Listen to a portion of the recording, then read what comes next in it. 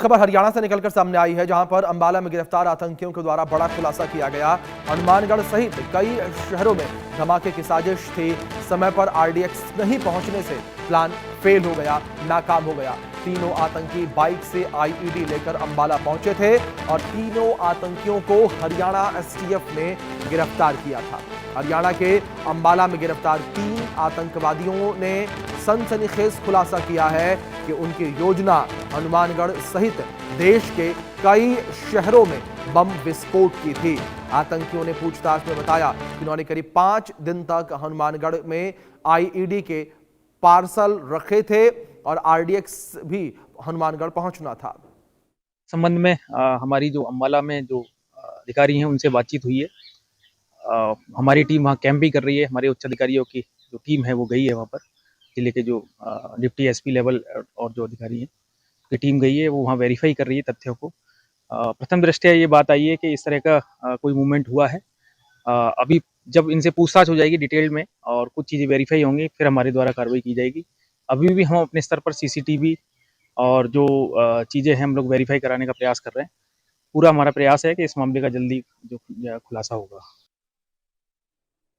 3 आतंकियों का कनेक्शन हनुमानगढ़ में भी आया है। पूछताछ में सामने आया कि हनुमानगढ़ में करीबन 5 दिनों तक उन्होंने आईईडी के कुछ पार्सल रखे थे। वो पार्सल आखिर कहाँ रखे गए थे और कहाँ किस किस जगह पर रखे गए थे और उसके बाद उन पार्सल का हनुमानगढ़ में क्या करना था, इसकी अभी पूछताछ उनसे लगातार जारी है।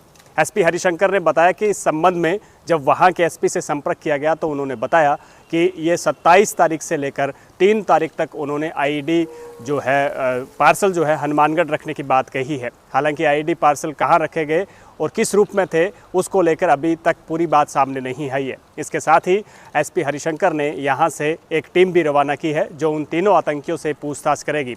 इस पूछताछ में क्या अहम खुलासे होते हैं और क्या उनकी गिरफ्तारी के बाद जिस तरीके से एसटीएफ ने उनको गिरफ्तार किया और एक कनेक्शन सामने आया।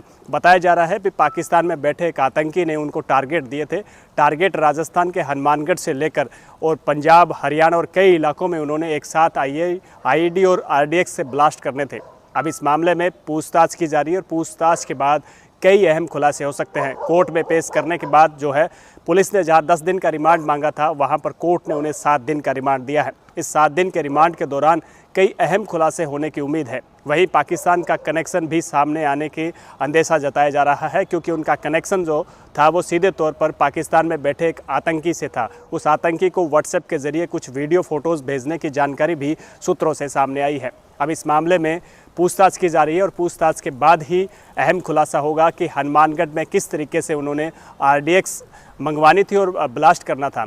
बताया ये जा रहा है कि उस समय जब 27 तारीख से लेकर 3 तारीख के दौरान जो है पुलिस का मूवमेंट ज़्यादा था। पुलिस ने एरिया डोमिनेंस अभियान भी चलाया था और इसके साथ ही पुलिस लगातार नाकाबंदी और गश्त चलाई हुई थी, जिसकी वजह से जो तीनों आतंकी थे उन्होंने वहां से आईईडी जो वापस मंगवा ली और आरडीएक्स जो है वो हनुमानगढ़ में नहीं मंगवा पाए थे।